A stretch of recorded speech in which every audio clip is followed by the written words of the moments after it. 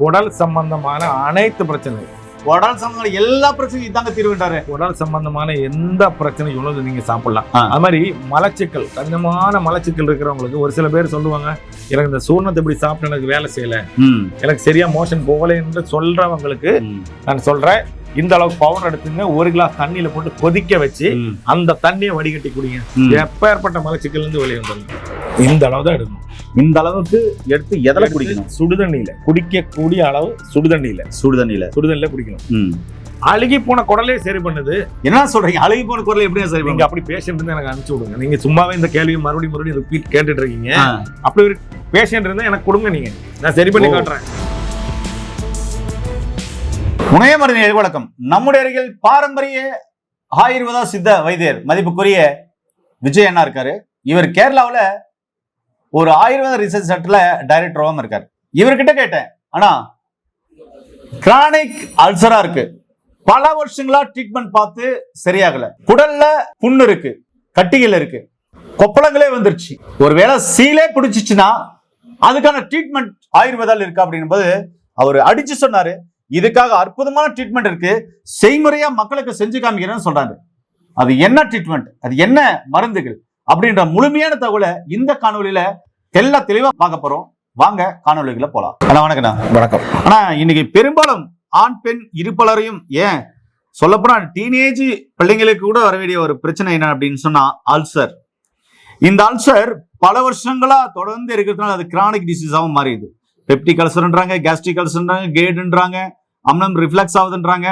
அதுல ஒரு சிலருக்கு ஐபிஎஸ் பிரச்சனை வந்துருது, சிறுகுடல் பெருங்குடல்ல புண் வந்துருது, சொல்ல போனா சீலே வச்சு அந்த அளவுக்கு பஸ் உருவாகி அந்த இடத்துல அந்த அளவுக்கு ரணங்கள் ஆயிடுது, புண்கள் ஆயிடுது. சொல்ல போனா அந்த உறுப்பே செயலிழந்து போற அளவுக்கு ரணம் ஆயிடுது.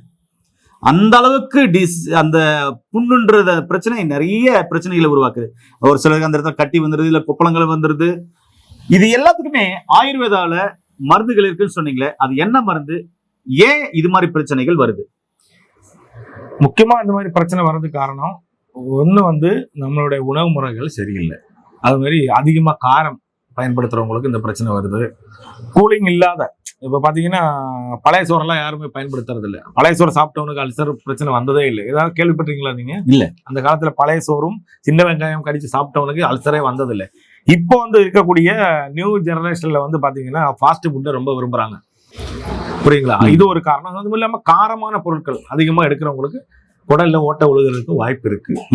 அது நாளடைவில் சீ கூட பிடிச்சிருது, குடல் பழுத்துருச்சுன்னு சொல்லுவாங்கல்ல, அந்த மாதிரி ஆயிருது. ஓ, இப்போ அது வந்துருச்சுன்னா இதனால என்ன ஆகும்னு பாத்தீங்கன்னா அஜீரண கோளாறு வரும். புரியுதுங்களா? வயிறு வலி வர்றதுக்கு வாய்ப்பு இருக்கு, மோஷன் சுத்தமா போகவே போகாது. அந்த மாதிரி ட்ரபிள் இருக்கிறவங்களுக்கு மிக அற்புதமா இது வேலை செய்யும். இது வேற என்னென்ன பிரச்சனைகளும் சரியாகும்? ஏன்னா அல்சர் ரொம்ப சிவியரா இருக்கு. உடல் சம்பந்தமான அனைத்து பிரச்சனையும் தீரும். குடல் சம்பந்தமான அனைத்து பிரச்சனையும் தீரும். அதாவது மலவாயில புண்ணு, சிறுகுடல் பெருங்குடல் விதமான புண்ணா இருந்தாலும் நான் சொல்ற மாதிரி நீங்க இந்த மருந்து எடுத்துட்டு 10த்தையும் கடைபிடிச்சு போனீங்கன்னா 100% இருந்து வெளியே வந்துடலாம். அல்சர் சிவியரான இருக்கு, அதுக்கு சூர்ணத்தை கொடுக்கலாம். இது கூட கஷாயம், இதே ஃபார்மேட்ல நம்ம கஷாயம் கொடுக்கலாம். ரொம்ப சிவியரா நீங்க இப்ப சொல்ற மாதிரி இருந்தீங்கன்னா இது கஷாயம் இருக்கு. ஆமா நண்பர்களே, செய்முறையா செஞ்சு காமிக்கலான்றாரு. அது எப்படி செய்முறையா செய்யலான்றத அவர் சொல்றாரு. இதுல ஃபர்ஸ்ட் என்னென்ன மூலிகை இருக்குன்னு பாத்துக்கலாம் வாங்க. நண்பர்களே, இது நிலவகை பொடி, அதாவது நிலவகை சூரணம். இந்த நிலவகை மூலிகை பிள்ளை, ஏன்னா வெயில் டைம் அப்படின்றதுனால பொடியை வச்சிருக்கேன். இது நிலவகை பொடி.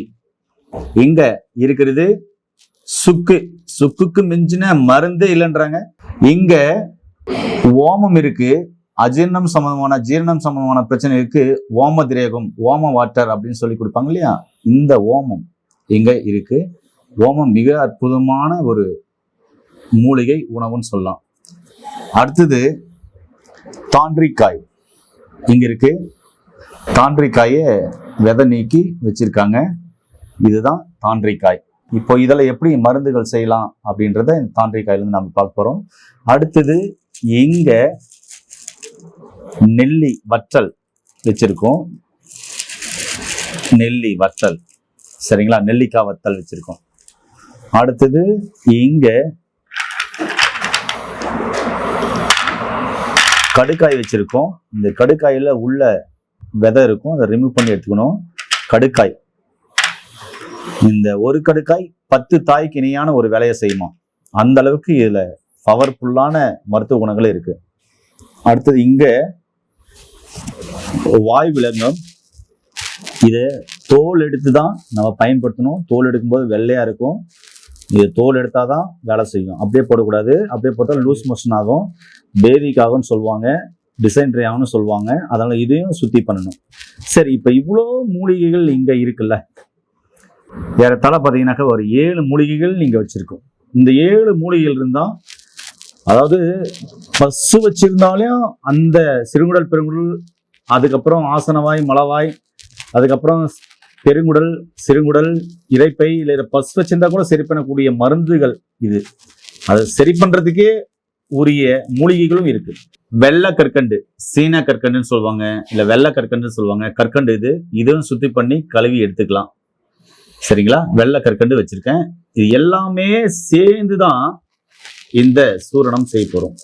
சரி, இதுல எப்படி சூரணம் செய்யலாம், இதை சாப்பிட்றதுனால எப்படியெல்லாம் அல்சர் குணமாகுது, சிறுகுடல் பெருங்குடல் எப்படி குணமாகுது, சீலே வச்சிருக்க அளவுக்கு பார்த்தீங்கன்னா இரைப்பையில புண்ணு இருக்கு, சிறுகுடல் பெருங்குடல் மலவாயில புண்ணு இருக்குனாலையும் சரி பண்ணக்கூடிய ஒரு சூரணத்தை ஆயுர்வேத முறைப்படி நமக்கு எக்ஸ்பிளைன் பண்ண போறாரு. வாங்க அவர்கிட்ட கேட்கலாம். ஆனா இப்போ இந்த மூலிகைகளை காமிச்சிட்டீங்க. ஏறத்தாழ பாத்தீங்கன்னாக்கா ஒரு 7 மூலிகைகள் இருந்து அதுக்கப்புறம் ஒரு மூலிகை சேர்த்தணும். மூலிகைன்னு சொல்ல முடியாது, ஒரு சாப்பிடக்கூடிய ஒரு உணவு முறை கற்கண்டை சேர்த்திருக்கும். அப்போ ஒரு 8ன்னு வச்சுக்கோம். இந்த 8 மூலிகை தான் நீங்க சொல்ற வேலையெல்லாம் செய்யுது. இப்ப இது என்னென்ன வேலைகள் செய்யுது, எப்படி எல்லாம் இது பயன்படுத்தலாம், செய்முறையா செய்யலான்றத மக்களுக்கு எக்ஸ்பிளைன் பண்ணுங்கண்ணா. என்னென்ன வேலை செய்யுதுன்றது பாத்தீங்கன்னா, இது அஜீரண கோளாறை சரி பண்ணும். அஜீரண கோளாறு இருக்குள்ள மலச்சிக்கல் இருக்கும் இல்லையா, எப்பேற்பட்ட மலச்சிக்கலை சரி பண்ணும். அது மாதிரி கடினமான வயிறு வலிக்கு மிக அற்புதமா வேலை செய்யும். குடல் புண்ணு, அழுகி போன குடலையும் சரி பண்ணக்கூடியது இந்த நிலவாகை சூரணம். அழுகி போன குடலையும் சரி பண்ணக்கூடியது இந்த நிலவாகை சூரணம். ஓ, வேற என்னென்ன பிரச்சனைகள் இருக்கு? அந்த குடல் சம்பந்தமான அனைத்து பிரச்சனைக்கும் வேலை செய்யும். குடல், இரைப்பை புண்ணுக்கு எல்லாம், அல்சருக்கு அதான் குடல் புண்ணுன்றதால இதுதானே. ஆமா, குடல் சம்பந்தமான அனைத்து நோய்கள், ஒரே வார்த்தையில சொல்ற அனைத்து நோய்களுக்கு இது பயன்படுத்தலாம். சரி, இது எப்படி செய்முறையா செய்யணும் சொல்லுங்க மக்களுக்கு. செய்முறை என்ன பாத்தீங்கன்னா, இப்போது நிலவாகை சூரணத்தை தானே நம்ம இங்க எடுத்திருக்கோம். ஆமா, நிலவாக இலையை கொண்டு வந்து சுத்தி பண்ணணும். நல்லா கழுகி நிழல்ல காய வச்சு அதை பவுடர் பண்ணி எடுக்கணும் ஃபர்ஸ்ட். செகண்ட் வந்து பாத்தீங்கன்னா, அந்த வாய் விலங்கத்தை, இப்படி இருக்கிற வாய் விலங்கத்தோட இந்த மேல் தோடு கல்ல போட்டு உரைச்சிங்கன்னா அந்த தோடு வந்துடும். இது தோடு தான், தோடு எடுத்த பிறகு வரக்கூடியதான் குவான்டிட்டியை நம்ம எடுக்கிறோம். இப்போ நிலவாகை, வாய் விலங்கம், சுக்கு, ஓமம், இதை வந்து சம அளவில் எடுக்கணும். அதாவது ஓமம், சுக்கு, நிலவாகை, வாய் விலங்கத்தை வந்து சம அளவில் எடுத்து. எக்ஸாம்பிள், ஒரு 100 கிராம் எடுத்துக்கிறோம். 400 கிராம் எடுத்துக்கிறோம். தாண்டிக்காய், நெல்லிக்காய், கடுக்காய், இது வந்து 3 சேர்த்து 200 கிராம் எடுக்கணும். தாண்டிக்காய், கடுக்காய், நெல்லிக்காய், இது 3ஐயும் 200 கிராம் எடுக்கிறோம். 3 சேர்த்து 200 கிராம். இது 400 கிராம் வருது இல்லையா, அதுக்கு நேர் பாதி எவ்வளவு வரும்? 200 கிராம். இது 3 சேர்த்து 200 கிராம் எடுக்கணும். 4லயும் பாதி இது எடுக்கிறோம், 200 கிராம் எடுக்கிறோம். சரி, இது எல்லாமே நம்ம பவுடர் பண்ணிக்கணும். அப்போ 600 கிராம் ஆச்சு. 600 கிராம் ஆச்சு இல்லையா? இந்த 600 கிராமுக்கு 600 கிராம் கல்கண்டத்தை, அதாவது பாதிக்கு பாதி, அது எவ்வளவு இருக்குதோ அவ்வளவுக்கு ஈக்குவலா கல்கண்டு. இப்ப 600 கிராம் இருந்துச்சுன்னா 600 கிராம் கல்கண்டை பொடி இது கூட பொடி பண்ணணும். இந்த பவுடர் நம்ம செய்யறோம் இல்லையா, இது கூட கல்கண்டையை போட்டு பவுடர் பண்ணிடணும். ஓ, ஏதோ ஒரு மிக்ஸிலயோ இல்ல போட்டு அடிக்கலாம், கல்வத்துல அரைக்கலாம், இல்ல மிஷின்ல அரைக்கலாம். அரைச்சி பொடியா வச்சிடணும். அப்புறம் நல்லா ஜலிச்சு காலை இரவு ஒவ்வொரு ஸ்பூன் சாப்பாட்டுக்கு பிறகு சாப்பிட்டு வந்தீங்கன்னா, நான் இப்ப சொன்ன அத்தனை பிரச்சனைல இருந்து விடுபடலாம். ஓ, ஆனா நான்வெஜ் எடுக்கக்கூடாது, காரமான பொருட்கள் உட்கொள்ளக்கூடாது. மோர், தயிர், பழைய சோறு, இந்த மாதிரி பொருட்கள் எல்லாம் நிறைய சாப்பிடணும். போதை பழக்கங்கள் பயன்படுத்தலாமா? சுத்தமும் பயன்படுத்தக்கூடாது. சரி, ஓகே. கேள்வியே தப்பு. இல்ல மறந்துட்டீங்க, அதனாலதான் கேட்டேன். இல்ல, அந்த கேள்வியே தப்புன்றீங்க. அதாவது இந்த மாதிரியான புண்கள் இருக்கும்போது போதை பழக்கங்கள் பயன்படுத்தக்கூடாது, பழக்கம் இருக்கக்கூடாது, பாக்கு போடக்கூடாது. சரி, நான்வெஜ் இருக்கக்கூடாது, காரம் எடுக்கக்கூடாது, கருவாடு, கத்திரிக்காய் இருக்கக்கூடாது, எதுவுமே இருக்கக்கூடாது. பாவக்காய், அகத்திக்கீரை எடுக்கக்கூடாது. இப்படி 10 மருந்து எடுத்தீங்கன்னா மருந்து வேலை செய்யும். சரி, இது எந்த வயது உள்ளவங்க எடுத்துக்கலாம்? எந்த வயது உள்ளவங்களும் எடுக்கலாம். குழந்தைகளுக்கு கொடுக்கும்போது நம்ம டோசேஜ் கம்மியா எடுக்கணும். எந்த டோசேஜில் எடுக்கிறோன்றது நான் காட்டுறேன். நண்பர்களே, இப்ப செய்முறை செஞ்சுட்டாங்க. அடுத்தது செய்முறையில செய்யப்பட்ட மூலிகைகள் பவுடரை நான் உங்களுக்கு காமிக்கிறேன் பாருங்க. ஆனா இது என்னென்ன பொடினா? நிலவகை பொடி. நிலவகை, அதாவது நீங்க இந்த மூலிகை எல்லாம் சேர்த்து அரைச்சு வச்ச பொடி. இதை இப்போ கொட்டி காமிக்கலாமா எப்படி இருக்குன்ட்டு? தாராளமா. நண்பர்களே, இந்த பொடியை இப்போ நான் கொட்டுறேன். கொட்டிட்டு அதுக்கப்புறம் காமிக்க போறேன் பாருங்க. இதுதான் ஜாதிக்காய், தாண்டிக்காய், கடுக்காய், அதுக்கப்புறம் நிலவாகை, வாய்விலங்கம், சுக்கு, கற்கண்டு, இது போன்ற மூலிகைகளால் செய்யப்பட்ட மருந்துகள்.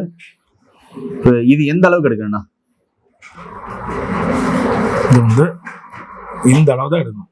இந்த அளவுக்கு எடுத்து எதில் குடிக்கணும்? சுடுதண்ணியில குடிக்கக்கூடிய அளவு. சுடுதண்ணியில குடிக்கணும்.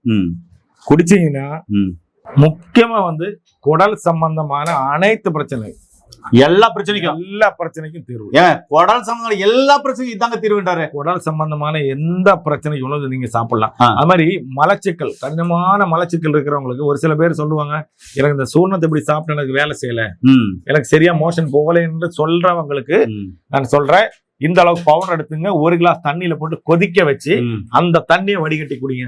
எப்பேற்பட்ட மலச்சிக்கல் இருந்து வெளியே வந்துடலாம். கண்டிப்பா. வேற என்ன பிரச்சனை சரியாகுது? அழுகி போன குடலே சரி பண்ணுது. என்ன சொல்றீங்க? அழுகி போன குடலை எப்படி சரி? நீங்க அப்படி பேஷண்ட் இருந்தா எனக்கு அனுப்பிச்சு விடுங்க. நீங்க சும்மாவே இந்த கேள்வியை மறுபடியும் ரிப்பீட் கேட்டுட்டு இருக்கீங்க. அப்படி ஒரு பேஷண்ட் இருந்தா எனக்கு கொடுங்க, நீங்க நான் சரி பண்ணி காட்டுறேன். அதாவது சிறுகுடல் பெருங்குடல்ல இல்ல அந்த இடத்துல இருக்கிற பஸ்ஸே வச்சிருச்சு, நீங்க அந்த மாதிரி கேஸ் இருந்தா எனக்கு அனுப்பி விடுங்க, நான் சரி பண்றேன். கேஸ் இருந்தா எனக்கு அனுப்பி விடுங்க, நான் சரி பண்றேன். இதுக்கு மேல என்ன சொல்றது நான்? ஓகேங்கண்ணா. என்ன நண்பர்களே, அதாவது பல வருஷமா ஆறாத புண்கள் இருக்கா, ரணங்கள் இருக்கா, அதுக்கு ஒரு அற்புதமான தீர்வு தரக்கூடிய மூலிகை தான் அண்ணா இங்க வந்து உங்களுக்கு செய்முறையா சொல்லியிருக்காரு, அளவு முறையும் சொல்லியிருக்காரு. அதே மாதிரி யாரெல்லாம் குடிக்கலாம்னு சொல்லிட்டாரு, என்ன பத்திகளும் சொல்லியிருக்காரு. அதனால பல வருஷமா கிரானிக் டிசீஸா, அல்சர் இருக்கா, சிறுகுட பெண்குள்ள புண்ணு இருக்கா, மலவாயில புண்ணு இருக்கா, ஏன் வாயில புண்ணு, தொண்டையில புண்ணு இருக்கா, இறைப்பையில பல வருஷங்களா புண்ணு இருக்கா, ஆறவே இல்லையா, கவலைப்பட வேண்டாம், இருக்கவே இருக்கு இப்படிப்பட்ட மருந்துகள். இதுல ஆயுர்வேதால மிகப்பெரிய அற்புதமான மருந்துகள் சொல்லியிருக்காரு. தேவைப்படுறவங்க கீழே போற நம்பர் கால் பண்ணுங்க. படிச்ச பட்டதாரி மூலம் கொடுக்குற மருந்துகளையும் அண்ணனுடைய ஆலோசனைகள் எடுத்து நோய் நொடி இல்லாம ஆரோக்கியமா வாழுங்க. மீண்டும் இன்னொரு அருமையான பதிவில் உங்கள் அனைவரும் சந்திக்கும் வரை உங்களுக்கு இந்த விடைபெறுவதும் குடும்பத்தில் ஒருவனாக உங்கள் அன்பு சோனாரிதாஸ். நன்றி, வணக்கம்.